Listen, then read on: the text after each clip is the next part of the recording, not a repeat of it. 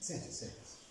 Eu comecei por vos falar no mês passado, no primeiro mês, sobre os concílios ecuménicos. Falámos dos 4 primeiros concílios ecuménicos, o concílio de Nicéia I, que se reuniu em Nicéia em 325, depois falamos do primeiro concílio de Constantinopla, que é o segundo concílio ecuménico, que se reuniu no ano 280, em Constantinopla, depois do concílio de Éfeso, que se reuniu no ano 431, e do concílio calcedónico, que se reuniu no ano 451. Hoje vou falar-vos do 5º, do 6º e do 7º concílios ecuménicos. Só houve concílios ecuménicos, só tivemos 7. Só houve 7 concílios. Bem, no concílio ecuménico de Constantinopla II, que é o 5º, mas é o segundo reunido em Constantinopla. É deste que vou falar agora. Este concílio reuniu-se para quê? Para ver se era possível acabar com as heresias monofisita e nestoriana, que tinham sido tratados, a heresia monofisita, no 4º concílio ecuménico, no concílio calcedónico, e no concílio de Éfeso, tinha sido tratado a heresia nestoriana.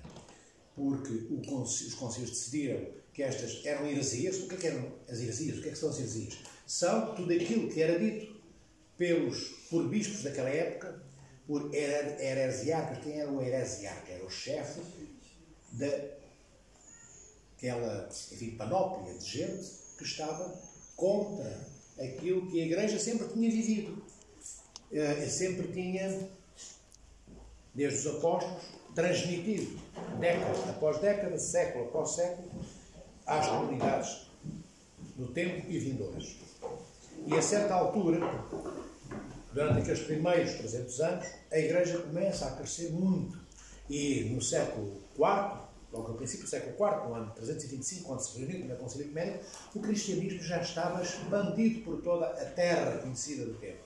Já não era só em Israel, já estava na Síria, já estava no Egito, na Península Ibérica. Bem, toda a Europa tinha a presença cristã e também até os chamados países eslavos, como a Ucrânia, a Rússia, sobretudo nesta fase, a Ucrânia, em Cassonese, os apóstolos estiveram lá e começaram a evangelização. Logo, de repente temos uma multidão de cristãos e cristãs, e dentre eles há alguns que começam a afirmar coisas que Cristo não disse, que os apóstolos não viveram, não transmitiram, que os padres apostólicos, que foram os primeiros bispos sagrados, ainda com a imposição das mãos dos apóstolos, por isso chama-se padres apostólicos, não são presbíteros, são bispos ou arcebispos, como Santo Irineu de Leão, Santo Hilário de Poitiers, São Vicente de Lorraine, são bispos ainda que foram sagrados pelos apóstolos.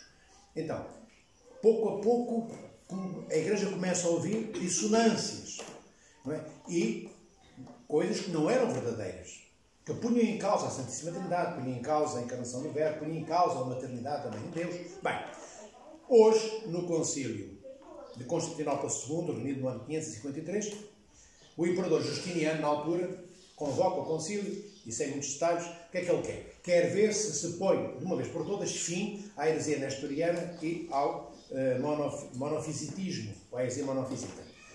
E então, o concílio reuniu-se para condenar uma coisa que se chamavam os 3 capítulos. O que é que eram? Bianca. Bianca? É Bianca. Queres andar para aqui para o pé de mim? Eu sento e tu conversas com todos. Queres vir? Senão nós, como sempre dizemos, falamos no fim, está bem? Pronto. Bem, como eu estava a dizer, as crianças têm que ter liberdade, como eu disse, mas também têm que aprender a ser educadas para ouvir os mais velhos, não é? Quando as crianças, Maria Francisca, diz que está muito inquieta, passeis um bocadinho com ela, pergunta se ela quiser sair, se não levas, está bem? E depois traz a menina, ou os meninos, que é para eles se sentirem livres, mas também respeitadores. E então o concílio reúne-se para tratar de um assunto que era chamado, ou conhecido pelos 3 capítulos. O que é que eram os 3 capítulos? Os 3 capítulos tinham a ver com 3 heresiarcas, com Teodoro de Lopes Oéstia, Teodoreto de Ciro e com o bispo Ibas de Edessa. Todos eles eram bispos. que não tinham sido condenados nos concílios anteriores, mas tinham propalado, promovido, lançado heresias no âmbito da heresia monofisita e da heresia nestoriana. E o concílio de 553, deste que estou a falar hoje, decide condenar não só as obras deles, que eram heréticas. O que é uma obra herética? É uma obra na qual não se consegue vislumbrar, nem ver, nem ler a verdade da tradição da Igreja e da revelação do nosso Senhor Jesus Cristo. Então o concílio condena os três e condena também as obras escritas por eles. O concílio, além disso, também lança uma série de anátemas sobre outros heréticos. O que é que são anátemas? Anátemas são decretos de excomunhão.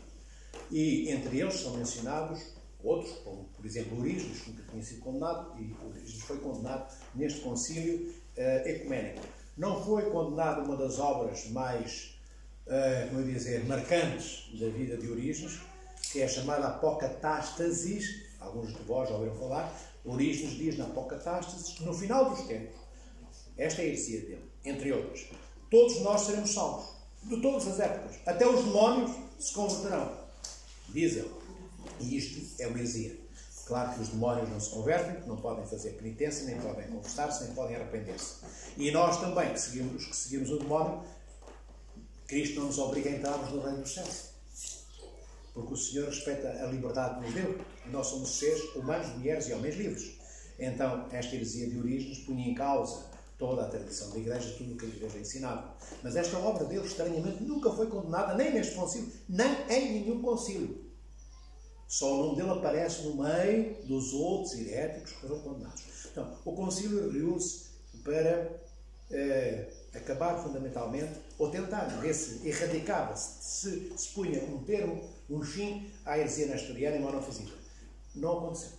Depois, os bispos que estavam no concílio, que propalavam algumas destas doutrinas, que eram adeptos, seguidores desses heréticos, converteram-se, arrependeram-se no concílio e voltaram à Igreja Ortodoxa, à ortodoxia.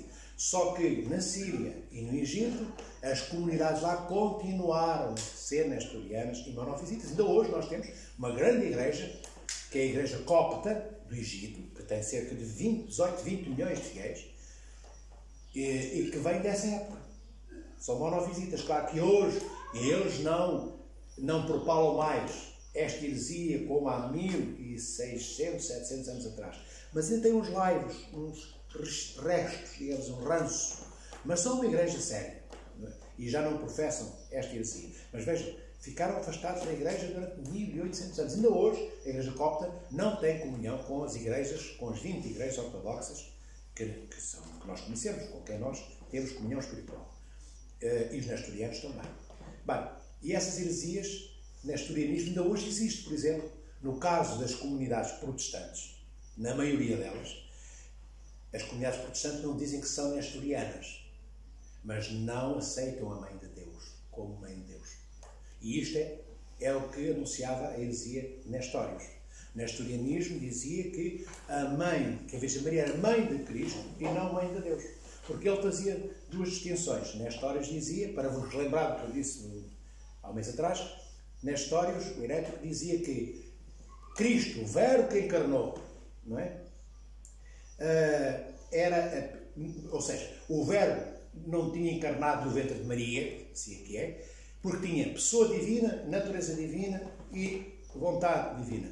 Aquele Cristo que estava no ventre de Maria, dizia Nestório, foi criado pelo Pai, mas não gerado, era uma criatura, não filho com o Eterno, não era consubstancial, não era divino como o Espírito Santo é, nem era divino como o Pai é. Era superior a todos nós, criados em todas as épocas, mas aquele Cristo saído do ventre de Maria tinha pessoa humana, natureza humana e vontade humana. E é verdade que Cristo tem natureza humana, o Cristo que sai do ventre de Maria tem natureza humana, como a nossa, vontade humana, como a nossa. Mas é pessoa divina. Ele é o Verbo, segundo a pessoa da Santíssima Trindade, que encarna no seio da Mãe de Deus. Por isso Maria é Mãe de Deus, porque no ventre dela estão presentes a natureza divina, a pessoa divina e a natureza humana de Cristo. Por isso era inútil. Para que ser mãe de um Cristo, um homem qualquer igual a todos os outros? E se isto fosse verdade, se esta heresia fosse verdadeira, Cristo, aquele Cristo, pessoa divina, divino, diferente do Cristo Santo Ventre de Maria, não nos representava em nada. Este Cristo não nos anunciava em nada, nem boa nova, nem tudo o que ele dissesse, tudo o que ele tivesse, não tinha nada a ver connosco. Porque ele não era homem, era só Deus. E Deus só é o todo desconhecido, é o todo transcendente, é o todo omnipresente, é o todo omnisciente, é aquele que eu não posso tocar. O que faz com que eu possa comungar com Deus, o que é que isto significa comungar com Deus? Permitir que Deus participe na minha vida e eu na vida de Deus, é o facto de o Verbo ter assumido a miséria da minha natureza humana. Ele assumiu a natureza de homem. E, enquanto homem, ele assume a plenitude de toda a natureza humana, de homem e mulher, tudo aquilo que a natureza humana, que a humanidade comporta. É este Cristo que é filho de Maria, mãe de Deus. E então, nas histórias, não se chamava mãe de Deus, chamava mãe de Cristo. Em grego, em vez de dizer Theotokos, dizia só Christotokos ou Anthropotokos, mãe do homem, apenas. Bem, isto para vos relembrar daquilo em que consiste a heresia nestoriana. E como eu vos disse, hoje muitas denominações protestantes, a maioria delas, não aceitam a mãe de Deus como mãe de Deus. É Cristo, Cristo, Cristo, Cristo, Cristo, a Sagrada Escritura, a Sagrada Escritura, a Sagrada Escritura, que é importante, mas a Sagrada Escritura sem tradição não vale nada. Zero. Claro, é a convicção minha e da Igreja, à qual nós procedemos. Não é a convicção dessas denominações que nós respeitamos, entendem? Mas, porque Cristo diz, a letra,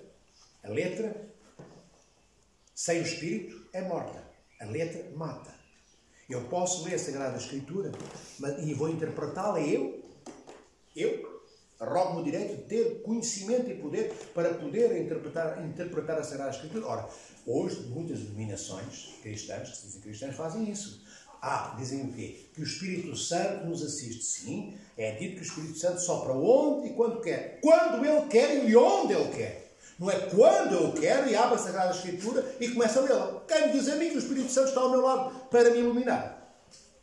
É um risco muito grave que eu corro. Então, o que é que nós temos? Temos uma coisa que se chama tradição da Igreja. O que é a tradição da Igreja? É aquilo que aquele Espírito Santo, do qual Cristo, quando estava com os apóstolos, antes da ascensão aos céus, diz, quando os apóstolos dizem, Senhor, não vais, fica connosco. Cristo diz aos apóstolos, é necessário que eu suba aos céus para que venha o Paráclito Santo, o Espírito Santo, desça sobre vós e sobra sobre os apóstolos e transmite-vos o Espírito Santo. E Cristo diz mais, o Espírito Santo ensinar-vos-á todas as coisas. E então, o que é que Cristo sobe aos céus e o Espírito Santo fica na Igreja? A ensinar-nos, a iluminar-nos sobre todas as coisas. E então, a tradição da Igreja é o quê? É aquilo que o Espírito Santo informou, iluminou, fecundou, alimentou, para que depois os padres da Igreja, quando digo os padres da Igreja, os bispos daquela época, quando digo bispos e leigos e leigas, nós temos santos grandes e grandes santas, Santa Tecla, Santa Macrina, Santa Justa, Santa Nina, iguais aos apóstolos.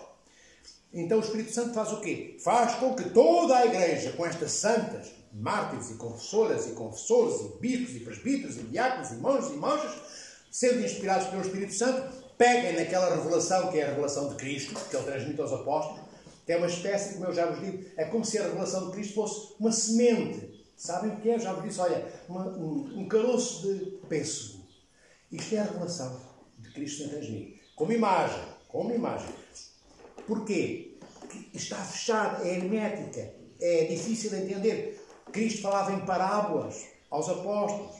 E o Espírito Santo depois ilumina aqueles santos e santas para que abram aquela semente e transmitam o que está lá dentro escondido. Quando eu lanço um caroço de pêssego ou um baco de milho à terra, o que é que nasce? Do baco de milho vem um pé de 2 metros, cheio de folha de milheiral, não é?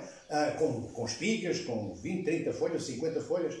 O pessegueiro ali dentro, eu não vejo pessegueiro nenhum, mas quando lança a terra sai uma árvorezinha com 2, 3 anos. Tem folhas, tem troncos, tem galhos, começa a dar pêssegos. No entanto, naquele caroço estava o pessegueiro inteiro que eu não via. Dentro daquele baco de milho estava toda aquela pé de milho que eu não conhecia.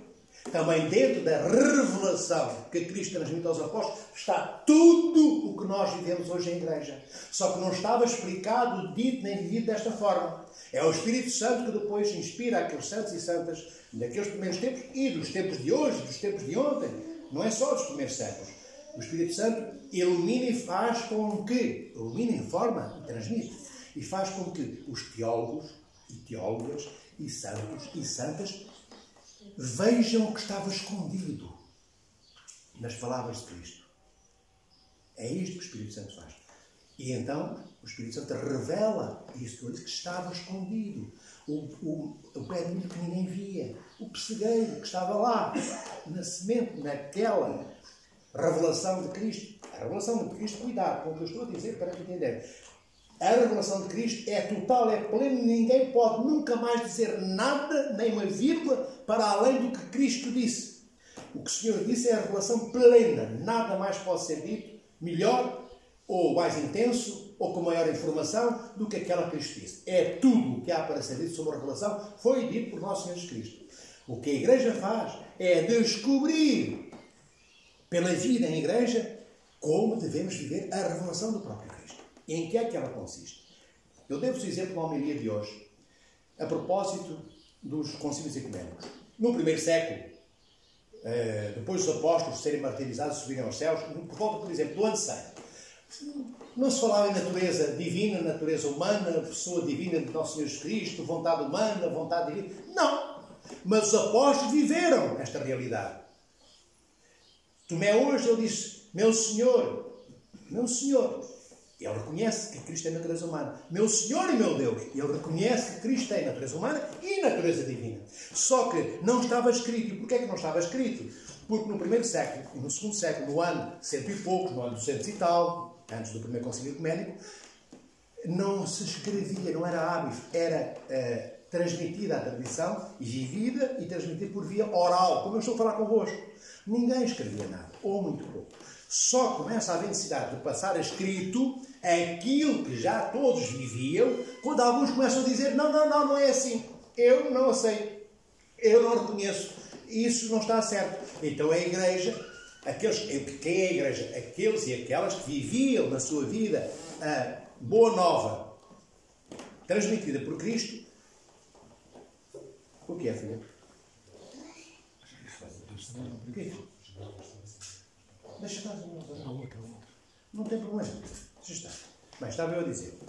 Então, há necessidade dos concílios depois de escreverem. Dizem, é assim, assim, assim, assim, como sempre a Igreja fez. Os concílios não vão inventar algo que não existia. Nem vão inventar algo que nunca foi vivido. Os dogmas que são depois transcritos e definidos nos concílios, o dogma, o que são os dogmas? São as verdades reveladas por nosso Senhor Jesus Cristo. Um dos dogmas é a Santíssima Trindade. Isto é um dogma. O Pai, o Filho e o Espírito Santo. Não há 4, nem há 2, nem há 1. Há 3 pessoas na Santíssima Trindade. É um dogma. Mas isto não foi inventado, sempre foi vivido. Então, foi fruto da mente esclarecida, de gênios intelectuais, de grandes eruditos? Não. O concílio pega naquilo que a Igreja sempre viveu. E quem era a Igreja? Eram os homens e as mulheres daquelas épocas, daqueles tempos. Então, a descoberta e a formulação dos dogmas em Igreja decorre, sai, vem da forma como aquelas gentes daquela época, aquelas comunidades viviam Cristo nas suas vidas. Eles viviam isto e depois o concílio, constatando que era assim que a Igreja vivia, escreve. Para quê? Para que fixem, para que não haja mais erros, para que não se digam mais asneiras, digamos assim. Bem, passando agora para o sexto concílio ecumênico. No sexto concílio ecumênico se reúne, é o terceiro, reunido em Constantinopla, no ano 680. Ainda estamos a tratar de mais algo que tem a ver com a cristologia ortodoxa cristã. O que é isto, cristologia? Tem a ver com Cristo. Então o concílio trata de outro tipo de heréticos, outro tipo de heresiarcas, outro tipo de pessoas que estavam a dizer outra vez o contrário do que a Igreja vivia e do que a Igreja afirmava. E vai o concílio tratar de uma heresia que se chamava monotelismo. Isto quer dizer uma palavra grega, quer dizer em português o quê? Que Cristo tinha vontade divina e vontade humana. Portanto, ele tem pessoa divina, porque ele é gerado pelo Pai, segundo a pessoa da Santíssima Trindade. Tem natureza divina, porque Ele é Deus. Tem natureza humana, porque Ele nasce de de Maria. Tem vontade divina, porque Ele é Deus e tem vontade divina, natureza divina. E tem vontade humana, porque enquanto homem, com natureza humana, tem vontade humana como nós temos. O que é que o monoteísmo dizia? Bem, é pessoa divina, tem natureza humana e natureza divina. E tem vontade humana e vontade divina. Eles começam por dizer isso, os monoteístas. Só que depois, o que é que eles dizem? Mas a vontade divina de Nosso Senhor Jesus Cristo, como Ele era Deus, a vontade divina sobrepõe-se à vontade humana. E então a vontade divina vai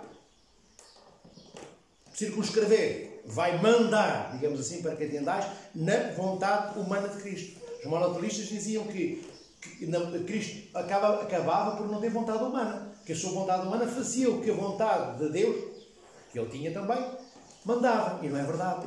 A Igreja sempre afirmou e sempre viveu. Cristo é plenamente Deus, pessoa divina, como o Pai é, como o Espírito Santo é, e natureza divina, natureza humana. E tem vontade divina e vontade humana. Mas o que a Igreja diz é que tanto a natureza humana como a natureza divina, tanto a vontade de Cristo humana quanto homem, como a vontade de Cristo enquanto Deus, não se misturam, não se atropelam.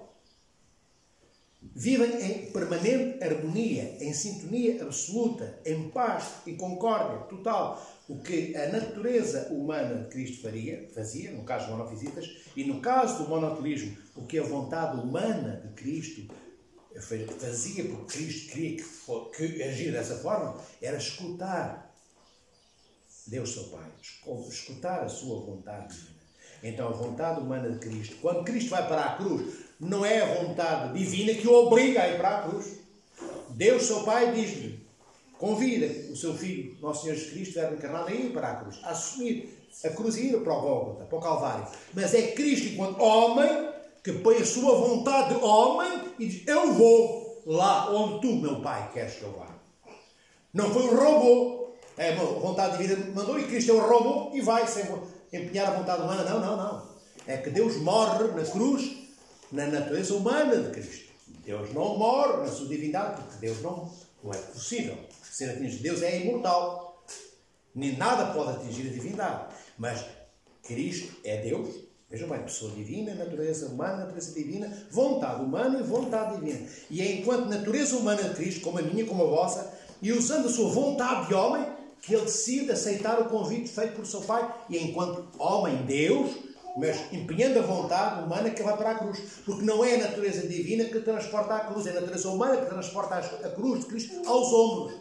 E do alto dos 120 quilos que aquela cruz pesava, o Senhor fraquejou pelo caminho e vem Sireneu ajudá-lo a transportar a cruz até ao Calvário. Deus fazia um gesto, ou simplesmente cedia a cruz andava sozinha até ao Calvário. Ele é Deus. Não, é Cristo, Deus, na natureza humana, que transporta a cruz. Então, a Igreja reafirma no concílio de hoje, do qual estou a falar, que Cristo tem natureza humana e natureza divina. E é plenamente autónoma, plenamente esclarecida a natureza humana de Cristo. E o concílio diz que a natureza humana de Cristo não só tem autonomia, como tem poder para decidir estar e cumprir o que o Pai pede, ou se quisesse não cumpriria. Claro que se não cumprisse, o cosmos ter-se-ia desagregado. Hoje não estávamos todos nós cá. Mas o Senhor tinha essa liberdade. Só que a liberdade de Cristo era cumprir o que o seu Pai lhe pedia. Como nós. Eu hoje pergunto-vos, amados irmãos e irmãs, Bianca, vou-me zangar, vou morder a mina. Posso morder? Onde é que eu vou morder? A natureza.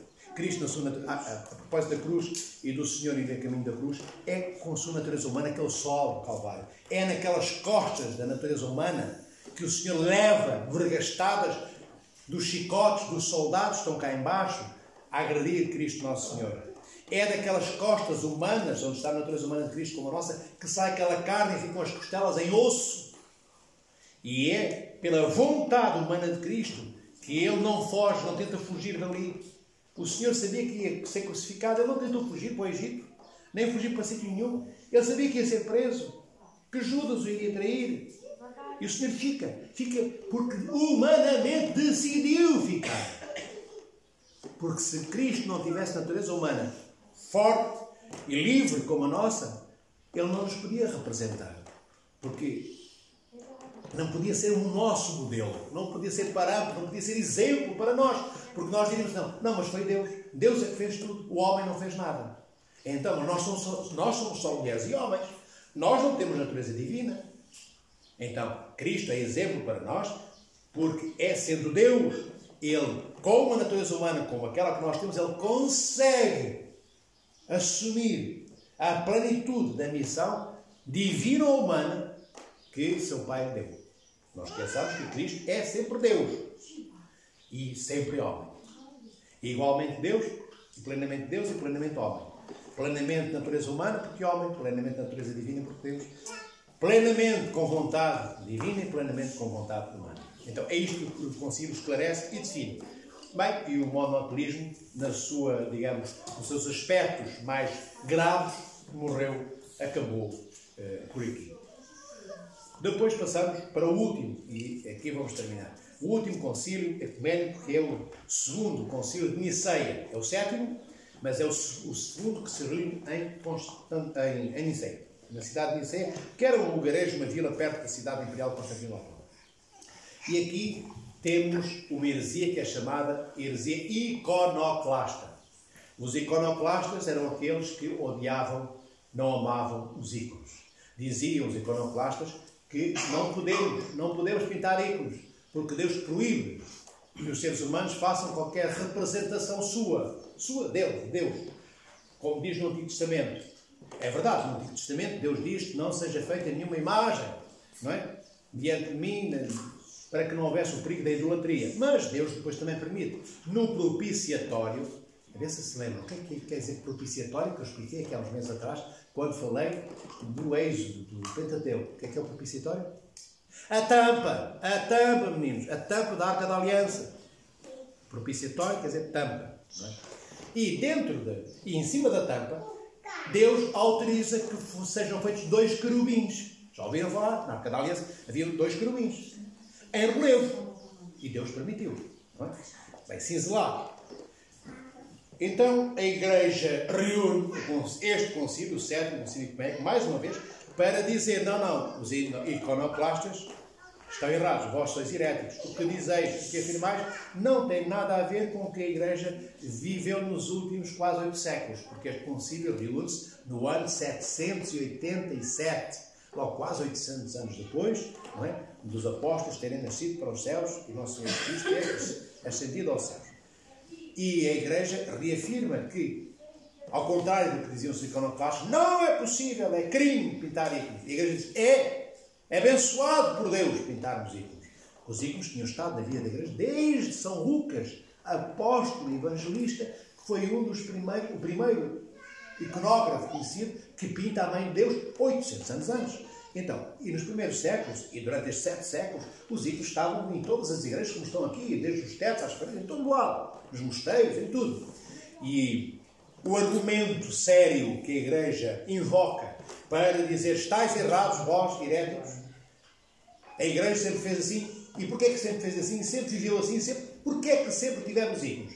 Porque o Verbo encarnou. Porque a segunda pessoa da Santíssima Trindade encarnou, assumiu a carne de Maria, a carne de sua mãe. E porque Deus assume a carne, o que eu chamo de carne? A natureza humana de sua mãe. E o que é a natureza humana de Maria? É a matéria humana. Então é possível também podermos pintar ícones. Da mesma forma que o Espírito Santo permitiu que o Verbo de Deus encarnasse no ventre de Maria, santificando aquele receptáculo que é a natureza humana da Virgem Mãe de Deus, também pode abençoar e pegar na madeira e transformar a madeira na qual pintamos os ícones como veículo da presença de Deus. A Igreja não diz que, nessa época, no concílio de hoje, há 1200 e tal anos atrás, no ano 787, a Igreja não diz que nós adoramos os ícones. Não, nós não adoramos os ícones. A adoração é só devida a Deus. Nós adoramos o Pai, o Filho e o Espírito Santo. Deus único. É isto que nós adoramos. A adoração é só para Deus. O que é que a Igreja disse e diz? Dizia antes, disse no concílio, em 787, e diz hoje ainda. Nós veneramos os ícones. O que é isso de veneração? Respeitamos os ícones. E beijamos-os. E limpamos-os. E cuidamos deles. E porque é que veneramos os ícones? Porque nós não veneramos isto. Não é a madeira que nós veneramos. Nós veneramos aquele, neste caso, por exemplo, neste ícone, a Mãe de Deus que está representada no ícone. Nós veneramos-la, porque ela é a Mãe de Nosso Senhor, Deus e Salvador Jesus Cristo. Então, é por aquilo que o ícone representa. Porque se não estiver cá, se esta madeira não tiver o ícone da Mãe de Deus, ou o ícone de Cristo, ou o ícone de um santo ou de uma santa, eu não venero a madeira. Então, eu venero porque na madeira, a madeira é como um barco cheio de cereais que transporta farinha de trigo daqui, imaginai, para o lado do Tejo. Então, o ícone, a imagem desse navio que transporta essa farinha. Oh, filhinhos, vá lá, dá um passeio com eles. Eu gosto muito deles, mas assim, não dá. Bem, também o ícone transporta a presença da Mãe de Deus, neste caso, como este ícone transporta a presença de Cristo. Não é só uma imagem. Quando eu beijo, vejam, eu dou um beijo, depois encosto a testa, depois beijo. Porquê que eu encosto a testa? Porque os ícones são depois abençoados pelo bispo no altar. E então, eles têm a presença na madeira daquele que está. E, mas, Bianquinha, eu tenho que falar, Bianquinha, eu gosto muito de ti, mas assim, anda cá, anda para o pé de mim. Anda cá. Vá lá, só um bocadinho. Oh, meninos. Estava a dizer, o ícone transporta a presença daquele que é imagiado, que está a imagem posta, pintada no ícone. É por isso que o Concílio diz que os ícones são legítimos. São legítimos, podem ser pintados, é o que isso quer dizer, legitimidade, licitude. É autorizado pela Igreja porque o Verbo encarnou. Então, da mesma forma que o pão e o vinho são veículos para que o Espírito Santo se transforme em corpo e sangue de Cristo, também a madeira é veículo para transportar a presença do próprio Cristo, que nós veneramos, e que veneramos no ícone, que adoramos enquanto Deus e que veneramos nos ícones. Resumidamente, é isto que aconteceu no Sétimo Concílio Ecuménico e são restabelecidas as imagens, restabelecidos os ícones, porque alguns imperadores tinham tirado todos os ícones da Igreja. Tinham destruído mosteiros inteiros naquela época. E depois a Imperatriz Irene, inicialmente, e depois em 843 a Imperatriz Teodora, em Constantinopla, e o Concílio já se tinha reunido, vejam bem, 843, acaba definitivamente esta peleja, esta guerra contra os ícones. Mas o Concílio reúne-se em 787. De 787 até 843, vejam, o Concílio reúne-se em 787, mas ainda assim não acabou.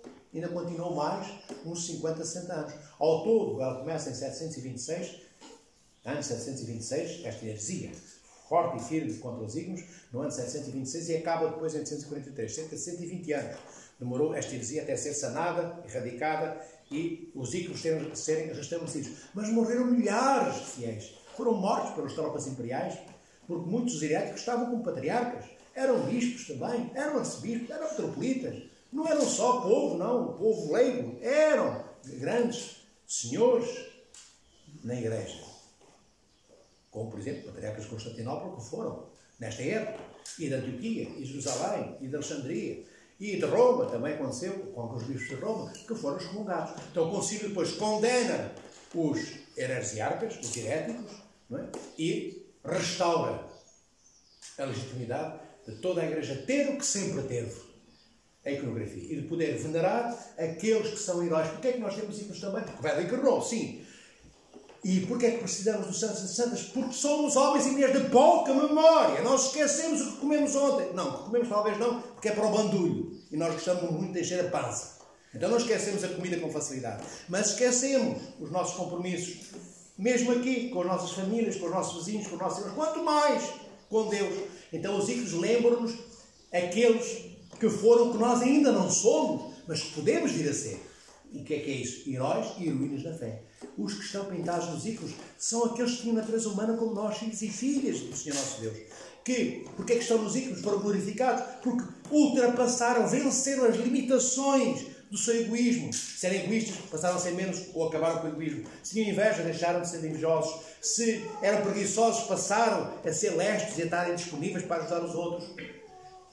Os santos e as santas que estão pintados nos ícones são aqueles que nos lembram que eles foram transportadores de Cristo como os ícones hoje também transportam a imagem deles, para até nós, da mesma forma que eles transportaram em sua vida Cristo nas suas vidas. E aquilo que eles fizeram, que está ali nos ícones, para nos lembrar que nós podemos ser o que eles são. Podemos, devemos, teremos de assumir, querer ser o que eles são. Não para sermos pintados no ícone, mas para irmos lá para onde eles foram, para o paraíso, e um dia podemos sair do paraíso, e no dia do juízo final, no dia da ressurreição dos vivos e dos mortos, se pudermos sair do paraíso e outros que estiverem no Hades, e sermos ressuscitados e entrarmos no reino dos céus. O paraíso, amados irmãos, não é o reino dos céus, como o Hades não é o reino dos infernos. Uma e outra coisa, o Hades é a antecâmara do reino dos infernos, e o paraíso, ou o seio de Abraão, é aquilo que a Igreja chama de antecâmara do reino dos céus. Só no dia da ressurreição do Senhor, dos vivos e dos mortos, Deus nosso Senhor Jesus Cristo, é que nós entraremos, uns no reino dos céus e outros na perdição, com Lucifer. Pronto, aqui termino, não entro nos milhões de detalhes que estes concílios têm, porque isto é altamente cansativo. É só para saber que os concílios reuniram-se, amados irmãos e irmãs, Carlos, eu vou cantar, anda cá. Eu vou pegar em teu colo. Vamos. Eu estava a dizer que os concílios só se reuniram por isto, como disse há pouco, e relevo e termino, para instituírem de forma definitiva aquilo que estava instituído pelo amor e pela oralidade, teve que passar a escrito, à letra. Houve um empobrecimento, entendem? Não deveria ter sido necessário reunir concílios para passar ao papel aquilo que todos viviam. O problema foi que nem todos depois continuaram a viver o que a Igreja sempre vivia, então foi necessário e obrigatório passar a escrito para que ninguém esquecesse o que não poderia ser esquecido, que são as palavras do nosso Senhor Deus e Salvador Jesus Cristo. Então os concílios tiveram essa importância hoje e têm importância ontem e têm essa importância hoje, porque se não fosse o que foi definido nos concílios, se calhar hoje não estávamos aqui reunidos, nem tínhamos igreja, porque a nossa memória, vejam bem, o último concílio ecuménico reuniu-se em 787, há 1200 e tal anos. Será que durante 1200 anos nós não tínhamos, nós, as gerações todas, os nossos pais, avós, bisavós, que nos trouxeram até ao dia de hoje, não teriam esquecido tudo? Se calhar não havia hoje nada para nós lembrarmos, nem haveria igreja para vivermos. Os concílios tiveram esse importante trabalho, essa importante missão.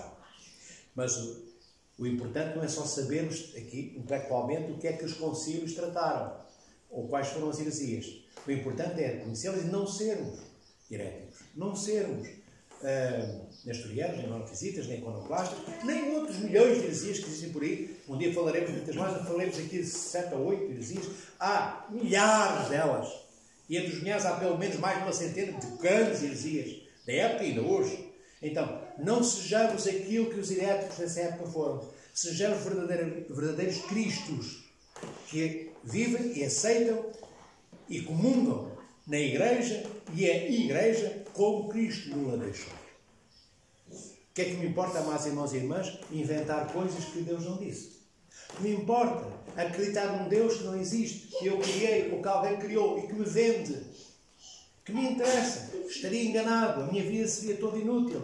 Um dia eu morreria e depois da morte a alma descobriria, porque a alma não morre, descobriria que tinha vivido enganado. Então, não vivamos no engano. Os heréticos viviam no engano, estavam convencidos, convictos que estavam corretos e certos. Tanto muitos deles não se arrependeram e não voltaram à igreja. E há alguns que voltaram, mas muitos deles não. Então, que o Senhor os proteja e abençoe a guardarem estas coisas. Estas coisas que eu vos disse, hoje partilhei convosco, eu sei que é impossível serem decoradas, entrarem na memória, mas ficam apontamentos. Sabem o que é um farol? Que acende aquela luz e apaga. Ele está sempre aceso, só que o farol de roda, mas para nós acende e apaga. Então já fica uma coisinha que acende e apaga no vosso intelecto. Sabem que há concílios, sabem que há heresias, sabem que há pessoas que mentiram, que são os heréticos, e já dá para irem ler, perguntar aos padres, aos bispos, algumas dúvidas que têm. Aqui, alguma dúvida sobre aquilo que eu disse? Se não há, vou fazer perguntas um a um, uma a cada um. Num concílio, diga. O que é que se deve fazer sobre essas suas palavras? Digam o que é que se deve fazer quando alguém nos aborda e tem imagens volumétricas sobre a Mãe de Deus, sobre tudo, o que é que deve fazer em relação aos ícones, se prevalece os ícones, o que é que deve ser? Claro, prevalecem os ícones, tem que se explicar. Estamos no Ocidente, onde existe uma Igreja Católica Romana com estátuas. Não vamos dizer isso é um monstro, tem que partir a estátua. Não se faz isso. Respeitamos. Nós não temos estátuas volumétricas, nós temos ícones. Não temos estátua da Mãe de Deus, não é? Como a Igreja Católica Romana tem. Mas imaginemos que alguém um dia oferece a um cristão ortodoxo uma estátua de Nossa Senhora. Não se joga fora, não se atira contra a parede, não se põe um martelo em cima. Não se faz.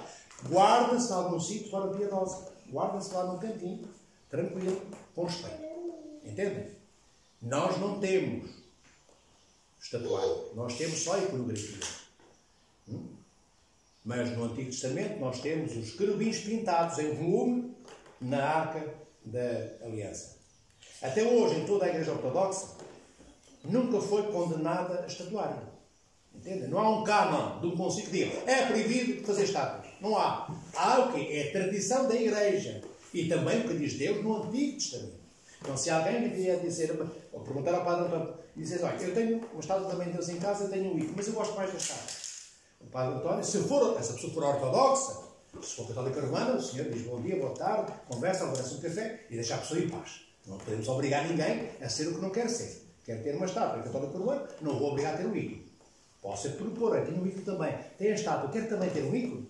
O Padre pode dizer, se a pessoa quiser, além da estátua que tem, ter um ícone também, falo dos católicos romanos. Entende? Agora, se for um ortodoxo que vem ter com um padre ortodoxo com uma estátua na mão, primeiro não grita com fiel. O padre escuta. De onde é que veio essa estátua? Foi o avô que entregou, foi a avó.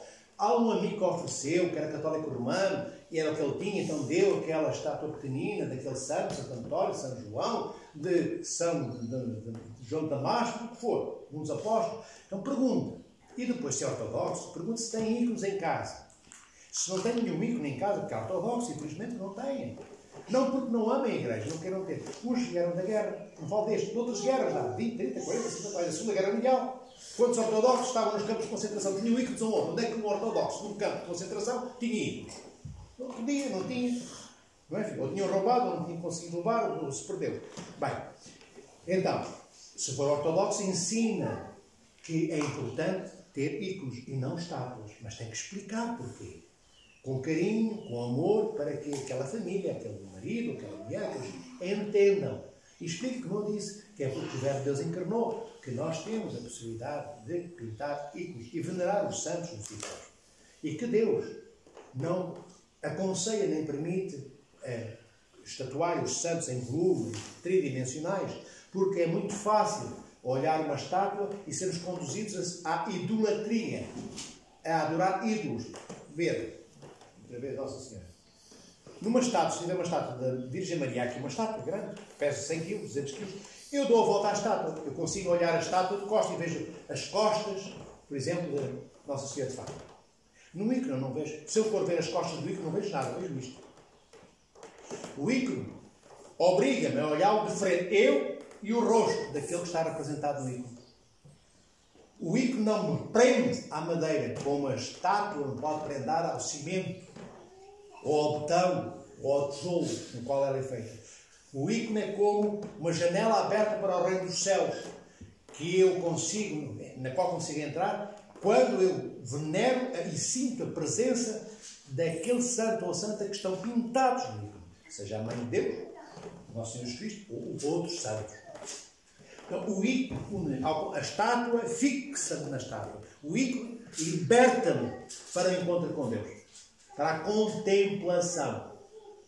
A imagem volumétrica, a estátua, prende-me à visualização daquilo que ela é, do volume que ela tem, da incidência do sol, da sombra que ela tem, ou deixa de ter, mais luz, menos luz. O ícone não. O ícone está lá para ser veículo no qual eu entro para o encontro com Deus. Foi exatamente isso que o Verbo de Deus, quando encarnou no ventre de Maria, fez. Ser veículo, assumindo a natureza humana caída, que é a da humanidade, do homem e da mulher, para nos resgatar e nos levar outra vez para o reino dos céus. Porque tínhamos perdido essa possibilidade, quando Adão e Eva, no paraíso, deixaram de estar com Deus, cortaram a comunhão com Deus. Está explicado? Medianamente é isto. E se mais algumas dúvidas houver numa situação dessas, o padre depois fala com o seu bispo do César, ou com Vá lá. Heresia monoteísta. O que é o monoteísmo? Francisca. Aquilo que eu disse há pouco. Tem a ver com vontade divina e vontade humana. Lá está. Os monoteístas acreditavam que a vontade divina e a vontade humana eram autónomas? Ou diziam que a vontade divina era mais poderosa e mais força que a vontade humana? Diziam que a vontade divina tinha mais força. Mandava na vontade, para entender, em termos simples, mandava na vontade humana, exatamente. E a Igreja diz o quê? Que tanto a vontade divina de Cristo como a vontade humana são iguais em liberdade. Nenhuma é superior à outra, nenhuma é subjugada pela outra. Pronto. Bem, mais alguma? Se não houver, eu vou-vos deixar em paz hoje. Imagino que é perguntarem ao outro, até perdo o apetite, nem vou conseguir almoçar. Bem, obrigado pela vossa presença, por estarem aqui hoje. Porque estes momentos, filhos, servem para aprendermos um pedacinho, nem que seja um bocadinho assim de cada vez. Daqui a 10 anos já aprendemos algumas coisinhas em igreja. É importante sabermos isto tudo do qual vos estive a falar, e milhares de outras coisas, porque a igreja nossa ortodoxa é rica. De tal forma que nem que vivêssemos 1 milhão de anos, alguma vez conseguiríamos conhecer a igreja que o Senhor nos deixou, na riqueza que ela vive, na riqueza que ela tem, e que Deus, através da sua igreja, partilha connosco. Então, quando amamos, nós queremos conhecer os seres que amamos. Os filhos que amam, como eu disse, os pais gostam de conhecer o pai e a mãe que têm. O namorado, os casais, não é? O marido e a mulher que se casam, noivos, querem conhecer-se uns aos outros porque se amam. Não conseguem evitar de estar uns com os outros porque se amam. Também nós, se amarmos muito a igreja, amar a igreja significa que se nos amarmos muito uns aos outros, já vos disse, a igreja não é isto, nem é aquilo, nem são as paredes. A igreja somos nós. E isto é um templo, como um apartamento. Não é uma casa de família. Um apartamento, uma vivenda, é apenas um invólucro com paredes que cuida, que alberga a família que está lá dentro. É uma casa de família porque vive lá pai, mãe, filhos e avós. Se agora tirem o pai, a mãe e os filhos lá dentro, fica o quê? Fica lá um bunker vazio, com as paredes de pé, é que chamamos de apartamento, mas não é uma casa de família. Então a igreja somos nós. E isto é um templo. Agora devemos cuidar do templo, sim, porque o templo é aquilo que nos protege. E que nos protege das chuvas, dos temporais. Nas paredes nos traz a memória de Cristo que nos ama e que quer comungar connosco. Entendem?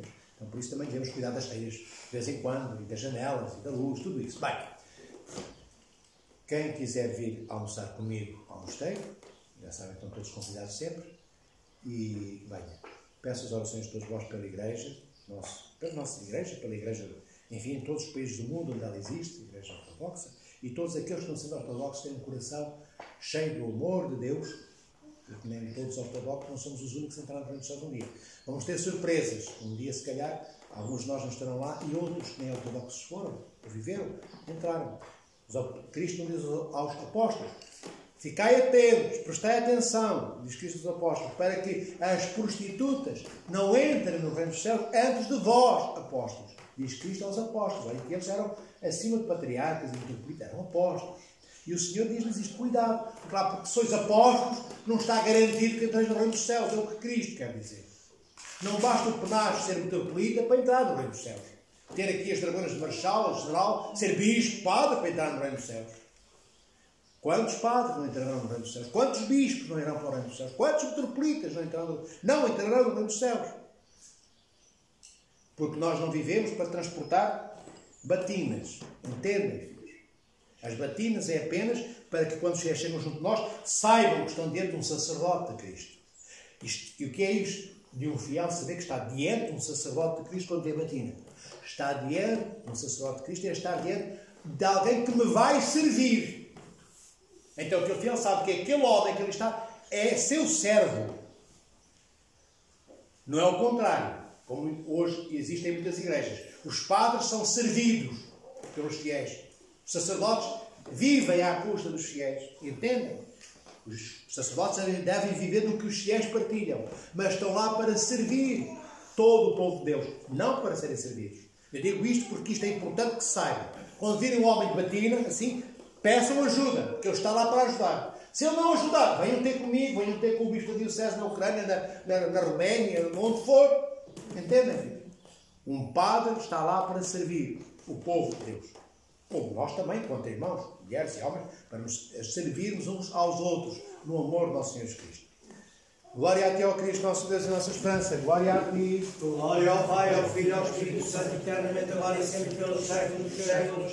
Amém. Kyrie eleison, Kyrie eleison, Kyrie eleison. Pai Santo, dá-nos a Tua.